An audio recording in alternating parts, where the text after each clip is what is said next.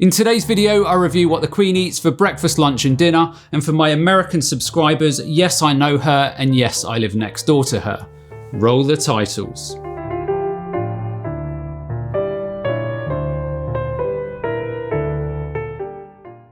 Now clearly the Queen needs no introduction. She has been on the throne for nearly 70 years, and at the time of making this video she is 95 years old. The Queen's mother lived until she was 101, and even the Queen's grandmother Queen Mary lived until she was 85, which for that era was a long lifespan. So in terms of longevity, they as a family have something that is working for them, so let's see if this is genetics or diet or a combination of the two.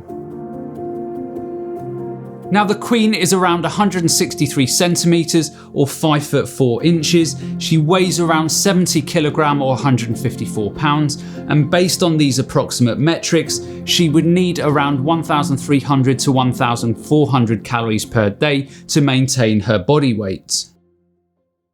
So Darren McGrady was a former long-term chef of the Queen and royal family. Darren now has a recipe YouTube channel in which he also discusses the Queen's favourite meals and recipes, so this is a good starting point for seeing what the Queen eats in a day. Now Darren says the Queen likes simplicity and consistency in her meals, and particularly for breakfast. He says that the Queen is a fan of Special K and whole milk first thing in the morning, so not such a regal choice, hey? Now in terms of Special K, there really isn't anything to it other than rice, whole wheat, sugar, barley and a number of added vitamins and minerals, including niacin, iron, zinc, vitamin B6, folic acid, vitamin D and vitamin B12.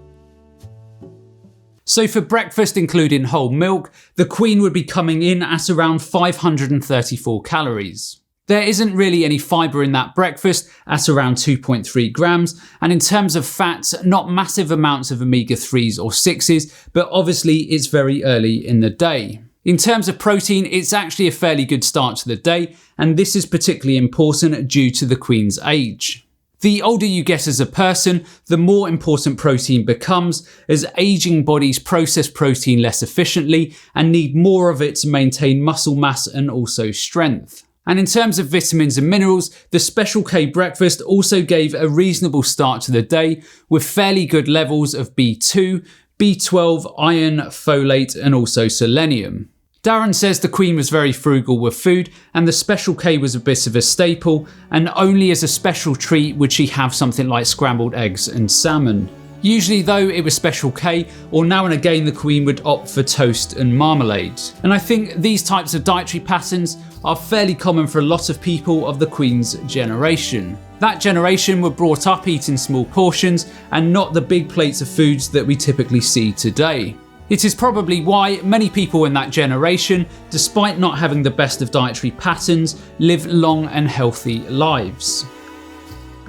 Darren also says that the Queen would often be served with a cup of tea such as Earl Grey with her breakfast. Darren on his channel also suggests that as the Queen heads towards lunch, she enjoys a daily aperitif in the form of gin and dubonnet, which is a sweet wine based drink with lemon and also ice added. Now while most health organisations around the world will suggest that there is no safe limit for alcohol, I think this is another area in health that is all about context.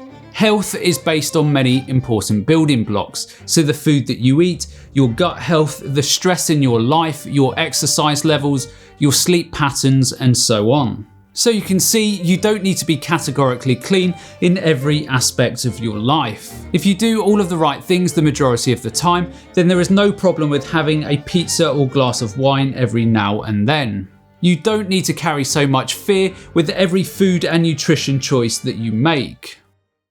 Over the lunchtime period when the Queen is not entertaining, again she is known for simplicity. So it will typically be a simple cut of lean meat such as chicken with a selection of vegetables on the side.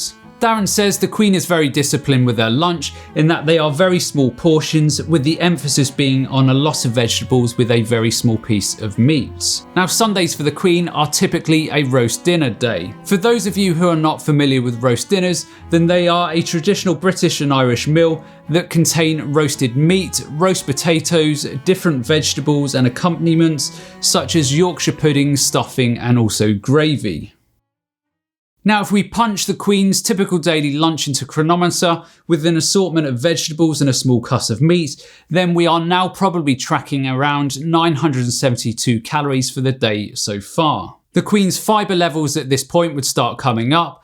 Lipids by this point would maybe be a little bit on the low side, particularly for the omega-6s. As you would expect with the protein levels, they are good, with most of the essential amino acids being around 200% of the Queen's daily requirements. In terms of the vitamins and minerals, many of the important micronutrients would be tracking in the right direction after lunch.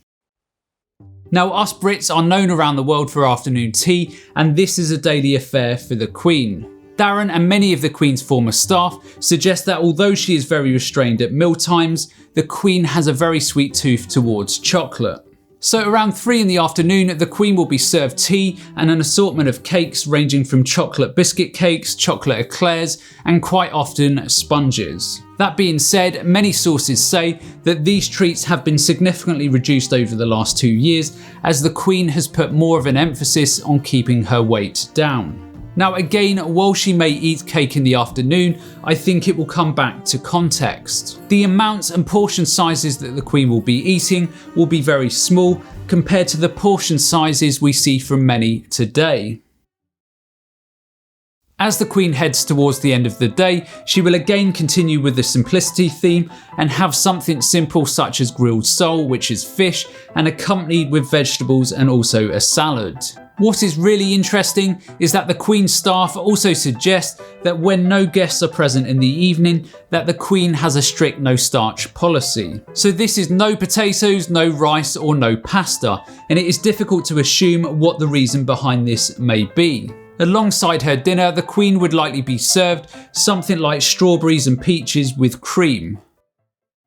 Now, as a day of eating, the Queen will have consumed around 15 to 1600 calories, which given her likely activity levels, this will be fine. Now, in terms of the Queen's fibre intake, the numbers would likely have been adequate in terms of her requirements. For many vegans watching though, these numbers would probably appear on the low side. Now, in terms of lipids, they are generally okay, apart from the omega-6s, but obviously we have no way of knowing if the Queen is boosting her omega-6s with nuts or anything like this. In terms of protein intake, this is all fine across the board, with most of the essential amino acids hovering at around 300 to 400% of the Queen's daily requirements. In terms of the Queen's vitamin and mineral intakes, these would have largely been met across the board, and I'm sure the Queen would have a dietitian or nutritionist working alongside her cooks and chefs to ensure that her nutritional levels are met. Now, as a whole, this type of eating pattern would be a significant improvement for many following a standard Western type of diet. Could improvements be made, and also could more ethical choices be made? Absolutely. But I think the Queen is very sensible with the amount that she eats. Her plates are covered with a lot of vegetables with only small pieces of lean cut meats. And this is an important point to be made.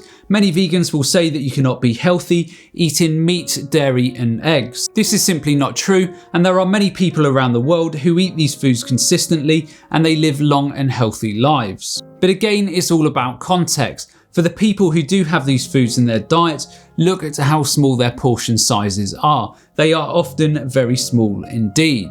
So yes, the day of eating is not perfect. Yes, it contains ethical question marks. Yes, it contains alcohol. Yes, it contains cake. Yes, it contains this. And yes, it contains that. But the amounts of the cakes and alcohol, for example, will be small, which can illustrate the point that you can still enjoy cake and alcohol treats if you want to. You don't need a perfect diet as some would profess. You just need to massively crowd out the refined nice foods with whole form fruits and vegetables. Anyhow, that's the end of today's video. If you enjoyed this one, then be sure to check out this one up here because I'm sure you'll find it equally interesting. And the only other thing that's left for me to say is to remember to look after your body because it's the only place you have to live. And I'll see you next time.